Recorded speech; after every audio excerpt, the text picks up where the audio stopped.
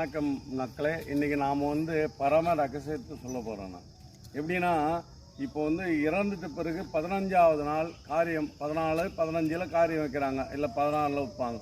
அவங்க காரியம் வச்சு முடிச்சுட்டு அப்பா செத்துறாரு அம்மா செத்துறாருன்னு விட்டுறாங்க.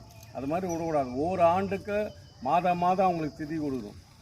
அவங்க இங்கேருந்து எமலோகம் போகிறதுக்கு ஒரு ஆண்டு ஆகும், 12 மாதம் ஆகும். அந்த 12 மாதமும் இப்போ சஷ்டி திதியில் இறந்தாரு இல்லை அஷ்டமியில் இருந்தார்னா அந்த திதிக்கு வளர்பிரியா தேய்பிரியா அந்த திதி அன்னைக்கு ஒரு கைப்பிடியில் 2 கைப்பிடி சாதம் 3 கைப்பிடி தயிர் வச்சு அவருக்கு காக்காய்க்கு உணவு வைக்கணும். வேறு எதுவும் நீங்கள் கோடியாக செலவு பண்ண சொல்ல மக்களை, ஒன்றும் செலவு கிடையாது. ஒரு கைப்பிடியில் 2 கைப்பிடி சாதம் 3 கைப்பிடி தயிர் வச்சு அப்பா வாங்கப்பான்னா காக்காய்க்கு வச்சிங்கன்னா காக்கா ரூபத்தில் அவங்களுக்கு சாப்பாடு போய்டும். அதுதான் ஒரு மாதத்துக்கு அவங்களுக்கு சாப்பாடு. புரியுதா இல்லையா? ஒரு மாதம் அதுதான் சாப்பாடு. அவங்களுக்கு ரொம்ப கஷ்டப்படுவாங்க, இல்லைன்னா இது ரொம்ப கஷ்டப்பட்டுக்கினே இருப்பாங்க. அது எந்த காலகட்டத்திலும் அதை மறக்காதீங்க.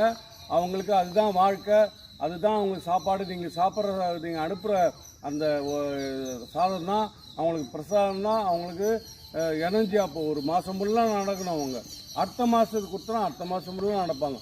12 மாதம் இது மாதிரி கொடுத்து தவசம் பண்ணிங்கன்னா, அதி தவசம் பண்ணி முதல் தவசம் பண்ணிங்கன்னா உங்கள் குடும்பம் சுபிட்சமாக இருக்கும். அப்படி நீங்கள் பண்ணலன்னா உங்கள் வீட்டில் நல்லா இருக்காது, குடும்பம் நல்லா இருக்குது, அவர் சாபம் விட்டுக்கினே போவார், எல்லா ஆன்மாக்களும் சாபம் ரொம்ப உங்களுக்கு பிரச்சனைகள் வரும். அதான் சொல்ல, எங்கள் அப்பா செத்த பிறகு எங்களுக்கு பிரச்சனையாக இருக்குது. இதை செஞ்சால் தான் பிரச்சனை வராது. இது எங்களுக்கு தெரியும், கருடபுராணம் சொல்லுது. அதெல்லாம் சொல்கிறேன் மக்களை. நன்றி, வணக்கம்.